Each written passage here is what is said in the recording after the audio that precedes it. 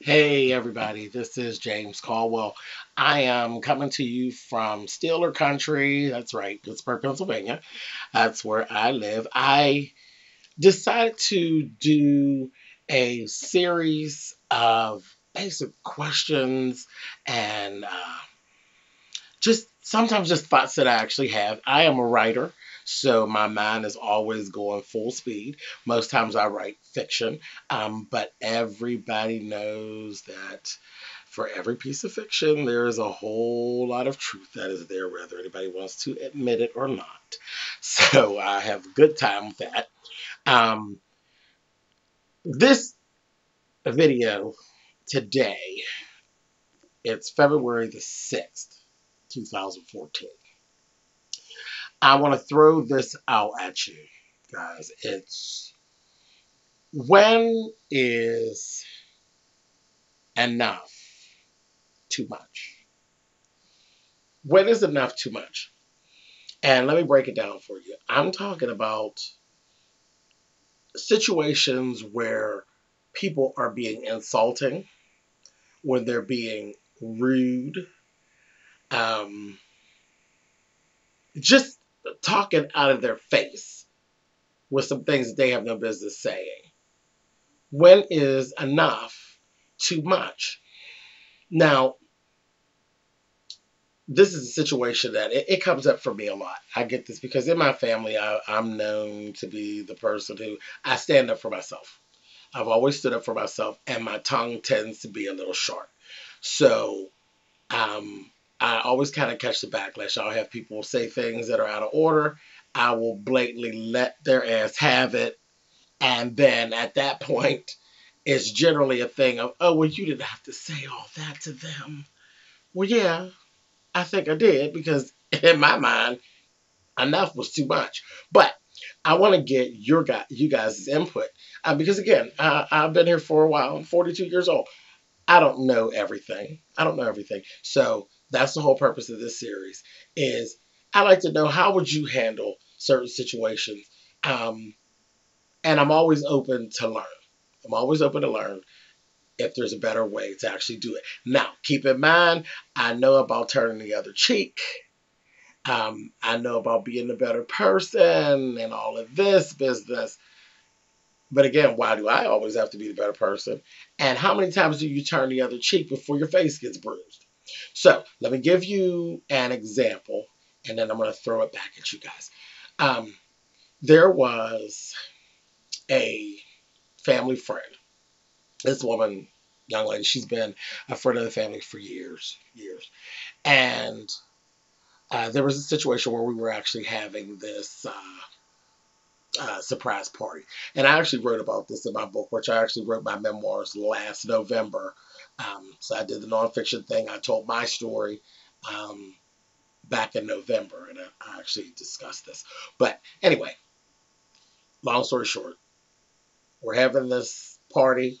It's a surprise party. Party hadn't started yet. We're back in the kitchen area of the hall where the food's being prepared. There's 7 or 8 people who are standing around.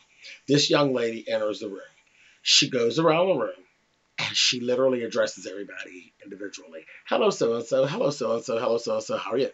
So when she gets to me, and I'm the last person, and I say, "Hey, babe, how are you?" She doesn't say hello or anything like that. She literally jumps in and says, "Oh, I guess you just wanted your hair to be looking wild." First of all, my hair wasn't looking wild. I'm a professional hairdresser, so my hair never looks wild. Um, I pride myself in being pretty much together, but whatever. But what she was saying was blatantly, it was an insult. It was an insult. There was no way around it. That's another thing I get a lot. Oh, well, maybe they meant this, or maybe it was a blatant insult meant to embarrass me in front of these other people in the room. Now, this particular time, a cousin of mine, a male cousin of mine, actually kind of he took it up and he squashed everything. He basically asked her, like, why do you even care? What his hair is doing. This is something that doesn't happen in my family very often. Trust me when I tell you that, I have to come to my own rescue. So The point being, that basically squashed. Now, she had no banter for him. She had nothing prepared. She didn't argue back with him. She didn't insult him. She just basically let it go because it threw her off her game. But what was it that made her feel justified in throwing that garbage at me and thinking that I had to take that garbage? So, this is what I'm asking you with this question. When is enough too much? And then what is the next step? What would you have done in that situation? How would you have actually handled that? Like I said, I'm action. So I'm usually, here you go. And then I snap. But I didn't do that day. And it's probably for the best. But then the thing was, I was being applauded by other people that were friends of the family for not blowing up.